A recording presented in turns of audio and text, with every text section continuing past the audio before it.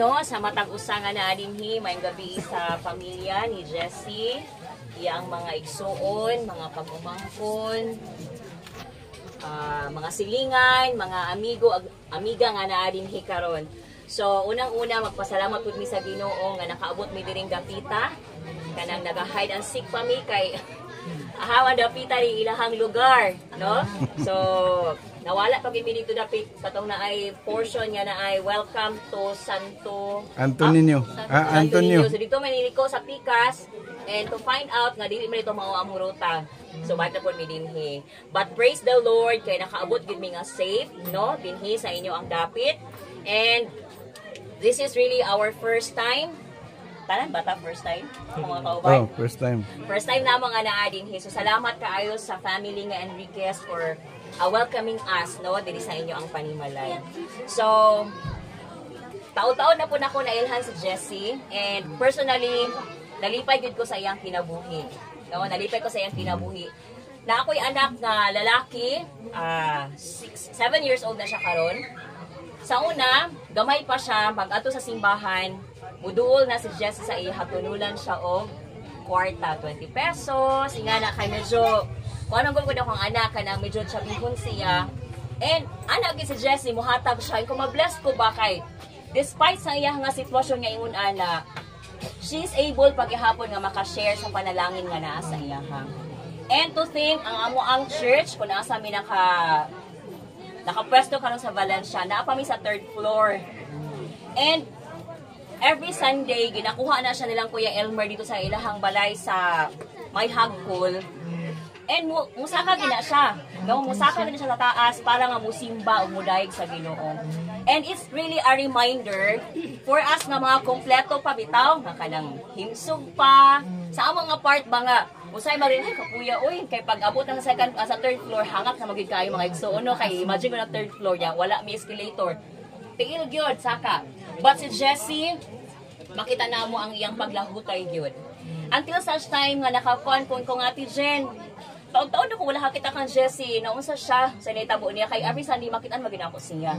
So dito na lang ako na find out nga nagalubog kay siya and last week nakapahulay na gid siya.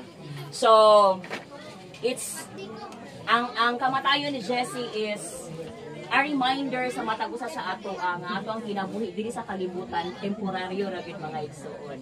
Amen. So temporaryo ra gyud. Moingon ta og 100 years ang imong kinabuhi dinhi dili kina siya maika-compare sa kinabuhi nga walay katapusan ni hatag sa Ginoo sa ato. So naay mga butang nga akong i-share sa inyo karong kagabion and kasayod ko nga kabalo na siguro mo ani no pero magpahinumdom lang ko sa kada usa. Nga ang kamatayon sigurado gyud nga moabot sa ato ang kinabuhi. No, death is certain. Mahitabo gyud siya. And kung ato tag menteryo atong makita dito, nagkalain-lain ang mga kung tanaw nimo ang date nga natawo o date nga namatay, lahi-lahi gyud sila. So unsay ginabot pasabot ana? Ang tao mamatay gyud og dili ka kabalo kung kanusa, no? So yun ang pulong sa Ginoo sa Hebrews 9:27. Ang tao kausa lang gayud mamatay, ug pagkahuman hukman siya sa Dios. So karon kagabi na remind lang ko ba sa testimony ni Jessie, I don't know if okay na ako i-share, okay na ba tay, no? For those siguro na nakabalo sa inyo ha, ako mismo na nakuan ko sa milagro nga na-experience si Jessie. How many years ago, na-disgrasya man siya, di ba? And i-declare na siya nga wala na. But ang faith sa iyang papa, buhi dyan niya akong anak, buhi dyan ni. So ilang i-rush, ito sa kagayan di oro, at ang final na nakatulog siya. And nalukuhan niya, pinakatuloy ang iyang kinabuhi. And I believe wala na sayang ang life, no? Sa inyong, sa inyong auntie, no? Lola na. Wala na sayang. Kaya katong nga duga nga ito, nagihatag sa Ginoo sa iyang gihatag para nga mga lagad siya sa Ginoo. So grabe no, kakanang milagruso ang Dios nga tagaan pagidaan niya opportunity ang usa ka tawo. And kita karon ana dinhi, we are so privileged mga igsoon. Grabe nga pribilehiyo gihatag sa ato sa Ginoo nga makadungog ta ug maka-witness ta makakita sa milagro nga gabuhatan sa Ginoo sa ato. So, ang tao kausa lang gyud mamatay. Dili kaduha, dili katulo. So, kausa ra gyud siya and after that nanadayon judgment, hukman na dayon sa Ginoo. So, number 1, no? Death is certain. Muabot gid siya kang bisan kinsa.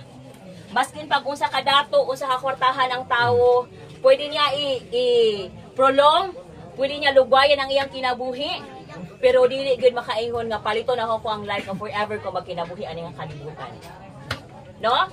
Kailan mo ni Dr. Willie Ong? Trivia sa ta. Kailan nga Dr. Willie Ong, no? Amen. Sikat kay siya nga doktor. Doktor siya, gatudlo siya unsaon nga mahimong healthy, pero sa iya nga sitwasyon gi sulayan siya sa iya ang kinabuhi, nagkasakit siya og cancer. Cancer nga kuyaw.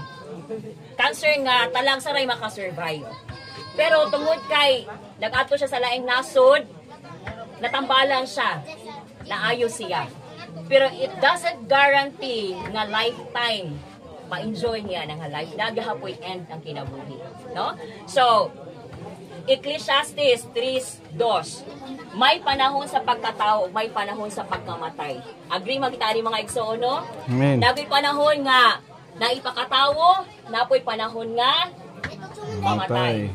Kung naipakatawo, magsadya kita, maglipay, no? Pag wala na among anak ang ginapaabot, magsadya ta. Pag naay mamatay, sa itong gabatihon, mag-uol.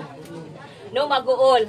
Pero kung ato lang masabtan nga ang ato ang kamatayon is mo din na siya ang entry point nato sa atong kinabuhi nga dito wala na katapusan kung dili pa lang sa kalibutan, no? Dili siya mahimong do sakit siya, painful kay syempre atong loved one mawala. Pero igsuon sa akong gingon kaganina, temporaryo ra gyud ang ato ang kinabuhi diri sa kalibutan. Number 2. Number 1 is death certain. Death is certain, mahitabo gid siya. At the same time, death is uncertain food. In what way? Sa usa pa maagi nga uncertain siya, dili ka sure. Dili ta sure kanus ang moabot. No? Walay makakuan nga ugmang adlaw, muna niya ang last day nako sa kalibutan. No, walay makatagna. Kay even gani talagsa lang ka mag or kana bitang pagawas pala nimo sa ilang balay, sa imong balay, himsog pa ka ika, okay pa kaayo. Tingala na kapag abot sa unahan. Naanay na balita dito nga ingani na hitabo, hala si kuan. Unsa ni tabo niya? Wala ba ito siya sakit or ingani pero nganong ingatong nahitabo sa iya ha. Nung nakakita ako sa Facebook, I don't know kung nakakuan mo. Nag-appeal siya og murag paso-paso naman to fashion show. Nagpaso-paso lang nagpapatag siya sa entablado. And right after, giatake siya sa iyang, giatake sa puso. Dito gyud sa mismong stage namatay siya. So, dili ta kasayod kano sa amo abot. And daghan kay mga pamaagi sa kanang kamatayon no sa tao, sa madisgrasya, nay magkasakit, nay uban nga daghan at mga pamaagi. But sa case ni Jessie, makaingon ko nga siguro nakapangandam gyud siya. No kanang bitaw nakaibation sa imo ang lawas, murag ang imong huna-huna ba nga murag duol naman lang gyud ko ani sa ako ang kuan oy ending sa ako ang kinabuhi. But not all the time, may nga na ang senaryo mga igsuon na ay mga kalit lang nakahitabo. So, I think mga 3 weeks ago, naka-witness ko o kanang funeral sa ako ang first nga cousin. And, mas kwanto nga pagkamatay niya kay dili na mo nakita na ang iya ang lawas yun. I mean, ang iyang nawong, kay gibalot gid siya sa lang gibalot sa iya kanang naay bag nga kanang itom. Dili na siya pwede i-open kay nagka-open wounds man gud siya. And then basta lain ang nahitabo sa iya ha. Wala gud mi nakatarong og kana bitaw parehas ani nga magserbisyo. Makita pa nato ang nawong ni Jessie din ha. Wala ta na mo nabuhat sa mga igagaw. Makaingon ko, grabe kaluoy nga kamatayon ang nahitabo sa iya ha. No? Grabe nga kaluoy nga kana bitaw nakita siya karon pagkaugma ilubong dayon. Murag ana nga case ba. So, muna ko ingon sa inyo, not all the time nga kana bitaw makapangandam gyud ka nga sa kamatayon. But then, gitagaan tawag assurance sa Ginoo karong kagabion that as long as buhi pa ta mga igso, napatay chance. Amen? So, no, death is uncertain in a way nga dili ka kabalo kung kano sa amo abot o sa unsang pamaagi siya mo abot sa atong mga kinabuhi. But for sure mo abot gid siya. So, ingon pa ang pulong sa Ginoo sa Salmo 90:12. pasabta kami nga mubo lang ang among kinabuhi. No, ang pulong sa Ginoo nagingon nga ipasabot sa amo Lord nga mubo ra gyud ang kinabuhi. Mubo ra gyud tinuod mga igsoon. Grabe ka mubo nga murag pagpiyong pa lang nimo pagmata uy, naman ko. No, there was a story. Dili siya story long but is a true to life good. Si mana karon nga adlaw ako ang husband na-disgrasya siya mga igsoon diha sa atbang sa munisipyo sa Maramag. Kanang naay Center Island diha. So na-disgrasya siya, nabangka niya ang sakyanan. Ana siya, abi daw niya, nana siya sa heaven. And praise God nga wala pa di ay. Kaya makita mo niya, napa siya sa dalan, ingana no, dili gyud di mo masayran. No, yung ko nga warning. It's a warning, gyud kay nakatulugan siya, no? Nakatulugan siya, but praise the Lord kay ang katurang Center Island ang iyang nabangga. Wala siya ilaing na apektuhan. Pero what I mean is, daghan nga mga instances nga pwede na unta tangkwaon sa Ginoo, pero wala pa, no? Kana pa siya plano sa ato ang mga kinabuhi. So muna nga, karon kagabion, atong sabton mga igsoon, nga mubo ra gid kayo ang atong kinabuhi. Amen. Amen. Mubo gyud kaayo, maihap ra gyud sa atong mga tudlo ang number of years nga pwede natong stay diri sa kalibutan. Now, since ingana man ang sitwasyon no sa atong kinabuhi, mga igsoon kinahanglan maging andam ta kanunay. No si Jessie, I believe ningon mato iya ang kuan igsoon ganina nga kung unsay may tabo sa iya ha, then so be it, no? And I believe nga na siya is relasyon sa Ginoo. So pag nakatang relasyon sa Ginoo, dili mataangay gid mahadlok, no? So how to be ready? Unsaon nato nga mahimutang andam? Aside sa mga butang ani nga kalibutan nga atong pangandaman, unsa man atong ginapangandaman diri na atay St. Peter, naay usa bang mga dayong diri? Dayong, usa pa nang kaibigan na diri ang kadapit na apod. So naga-involve ta ana in preparation para og kita na pud ang nadin ha dili bugatan ang atong pamilya nga nahibilin. Kay dili barato ang gasto mga igsuon. Tinuoray nga pagkaistorya gasto gid siya. Muna natay preparation nga ginabuhat. No ang uban ay mga insurance. Na insurance kay in case na mahitabo ang pamilya nga nahibilin dili maghilak nga grabe nga hilak kay di ay to daghan kaayo og kinahanglan bayaran kay wala naka-prepare. So aside from that, na mga preparation nato, ang pinaka-importante nga atong i-ready sa atong kaugalingon yun. Kani atong kaugalingon ang pinaka-importante nga atong pangandaman. Kay kani manggod siya mo abot di sa punto nga maatubang kita diha sa Ginoo. So number 1 nga atong buhaton para mahimutang ready mga igsoon, atong iluhon og dawaton gyud si Jesus nga atong personal nga Ginoo og manluluwas.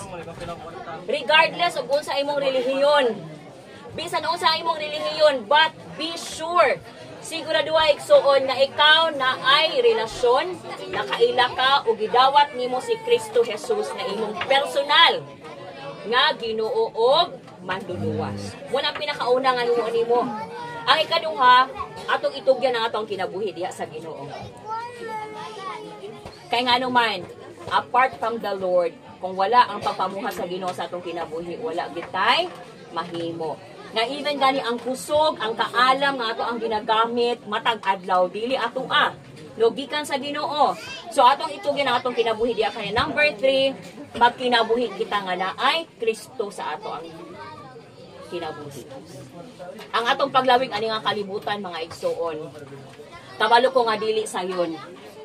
Daghan kaayo mga challenges, daghan kay mga problema. Kinsa man diri sa ato akan walay problema nga ginatubang. Kinsa diri ang hayahay. Nga kana maingon na lang ba nga wala gyud problema ay. Naawa diri makaingon nga ingon nga hayahaya na kog kahimtang oy wa ko problema. Sino kita? Wala, I believe, wala. Bisag kinsa sa ato, mga bata, matigulang na ano ginatubang nga mga pagsulay karon sa kinabuhi. But, mahimong gaan ang tanan kung naasay Kristo sa ato ang kinabuhi. No? So, ingon ang John 3:16, memorize naman siguro mo ani, kay gihigugma gayud sa Dios ang kalibutan, mao nga gihatag niya yang bugtong anak nga mao si Jesus, aron nga si bisan kinsa nga mutuo kaniya dili malaglag kun dili makaangkon hinuon og kinabuhi nga walay katapusan. So karon kagabion gusto na ako ipahibalo sa ato ang tanan igsuon na ay kinabuhi nga walay katapusan nga giandam ang Ginoo sa ato sa katong mga tao nga nagdawat kaniya isip iyang Ginoo manluluwas. Akong balikon regardless of unsa ang imong relihiyon. Catholic man ka, SDA man ka, bahala kung sa imong relihiyon, ang pinaka-importante ikaw adunay relasyon diha kang Kristo. So, ang 1 John 5:11 to 12 nagaingon po siya. Ug mao kini ang pagpamatuod sa Dios nga kita gihatagan niya og kinabuhi nga walay katapusan. O kining kinabuhi anaa sa iyang anak. Kanang kinabuhi nga walay katapusan na sa iyang anak. Kinsang anak yang ginamin? Si Jesus Christ, no? Si bisan kinsa. Take note mga igsoon. Si bisan kinsa nga anaa diha kaniya ang anak may kinabuhi nga walay katapusan. Pagkanindot kay sa pulong sa Ginoo. Do si bisan kinsa nga anaa diha kaniya si Jesus na angko niya ang kinabuhing walay katapusan. But sadly, apan kun wala diha kaniyang anak sa Dios, wala siya'y kinabuhi nga walay katapusan. No, ang pulo sa Ginoo nag-ingon, kung walay Kristo sa atong kinabuhi, dili day natong mabatunan ang kinabuhi nga walay katapusan. But praise the Lord kay iyatang giaghat karon kagabion. Gitagaan pa taniya og opportunity mga igsuon nga kani atong kinabuhi atong matugyan diha kaniya. Dili pa ulahi ang tanan, no? Dili pa ulahi ang tanan nga kani nga kinabuhi atong i-offer diha sa Lord ato siyang himuon nga atong personal nga Ginoo ug manluluwas. Para anytime nga moabot man ang kamatayon sa ato, dili ta mahadlok.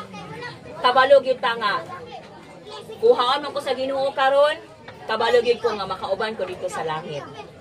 Amen ba? Amen. No? Amen. Igsuon, ang kaning nahitabo kang Jesse is a reminder once again. Our life is too short. Mubo ra gid kay atong kinabuhi para atong sayangan. Mubo ra kay atong kinabuhi para nga magkaguol ta sa mga unsa man ang dapat tagulan ani nga kalibutan. Let us enjoy life. I-enjoy na to ang life dili outside, no? Sa presence sa Lord. But i-enjoy na to atong kinabuhi diha sa presensya sa Ginoo. And paano na siya mahitabo nga diha sa presence sa Ginoo? Kita mismo sa ako nag-iing ganina. Ato yun nga dawaton si Jesus as our personal Lord and Savior. Si Jesse, hayahay na kayo siya. Namakaingon ko ang hayahay na siya. Ingon pa iya ang isong ganina. Salamat sa Ginoo, wala kayo siya gipahago o wala kayo siya gipaantos o maayo. No, diha pa lang daan makita nimo ang favor ba sa Lord? Nga naman ko'y uban nga kanang naiuban ba nga kanang mamatay nga kanang pwede laghang gyud sa Ginoo ba? Pwede Lord nga kuon ako nimo kay grabe na ginang ako ang pag-antos. No, akong lola namatay I think mga 90 plus. Hangno na gid siya nga gikalimtan naman siguro ko sa Ginoo. No, naabot na sa punto na ingon anak, gikalimtan naman siguro ko sa Ginoo. But then karon nga kagabion sa ako nabingon, dako kay atong pagpasalamat sa Ginoo nga buhi pa ta mga igsoon. Nadili pa kita ang naadinha kay ngano man naapay plano ang Ginoo sa ato ang matag kinabuhi. Kung sa iyang plano nga matag usa ka nato budawat kaniya nga atong personal Lord and Savior o makauban nato si Jesus hangtod sa hangtod. So karon kagabion, dili ato sayangan ang opportunity no nga kung diha sa imo ang gilingkuran or panaasa man ka kadungog ka sa pulong sa Ginoo karon. Atong tagaan og kana bitang chance nga ang kani nga life nato atong ma-offer diha sa Ginoo.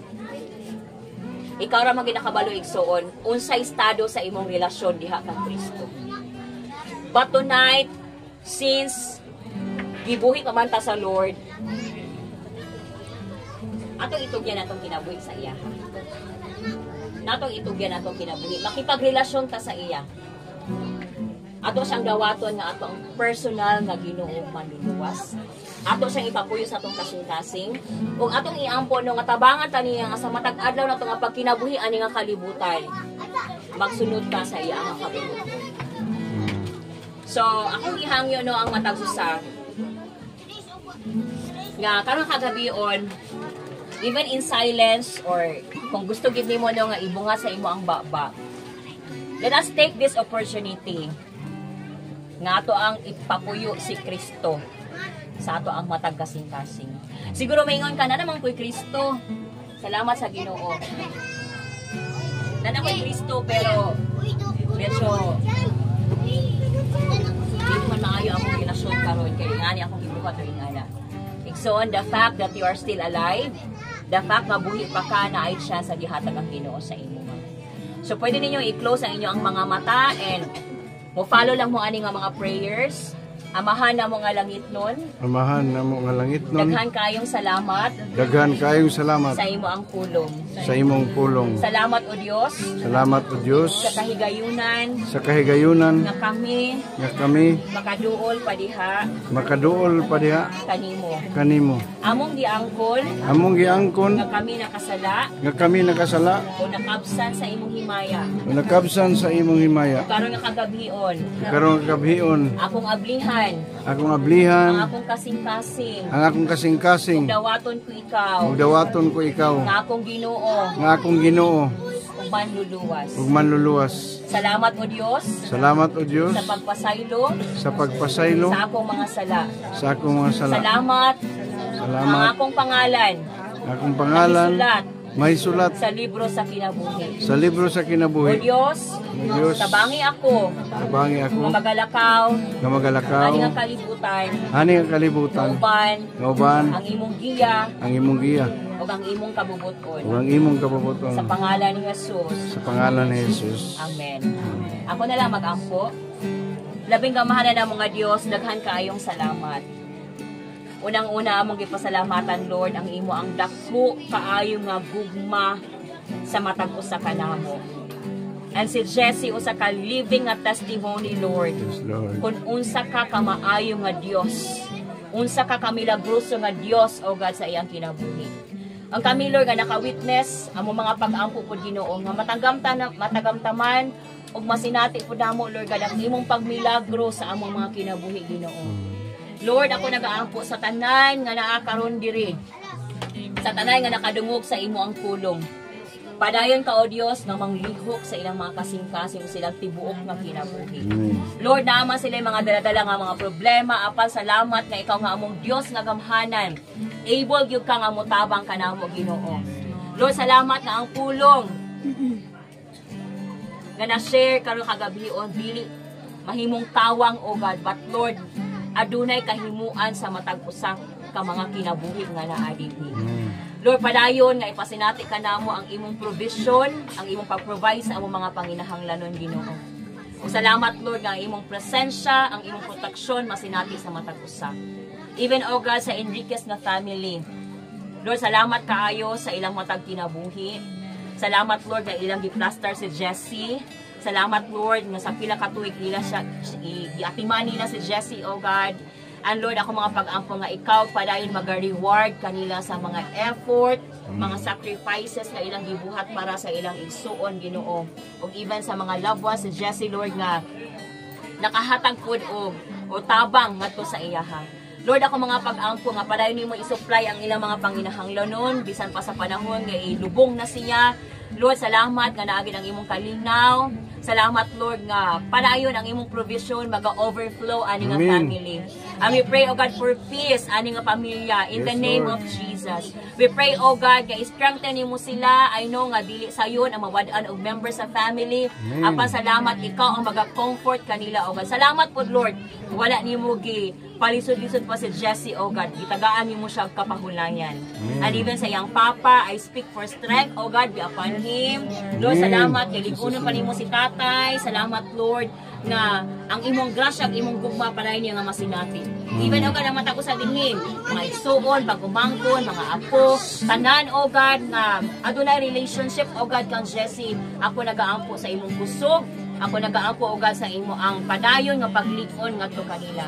And Lord, karon kagabhion among ibilin ani nga panimalay ang kalinaw o God, ang gugma, bugbuson nimo sila sa imong gugma. And let the salvation o God, ani nga panimalay ma-experience sa katapusan. Father, dalaygon ka sa walay katapusan, sa pangalan sa Amahan, sa Anak, sa Espiritu Santo. Amen. Amen. Amen. Good evening. Picture na. Okay?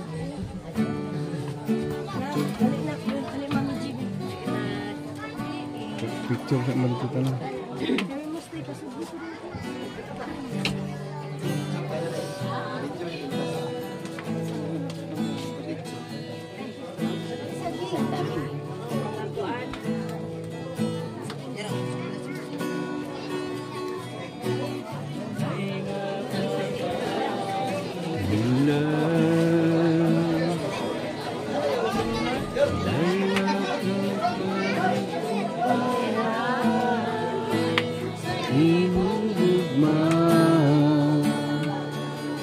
Okay, mag picture lang sila.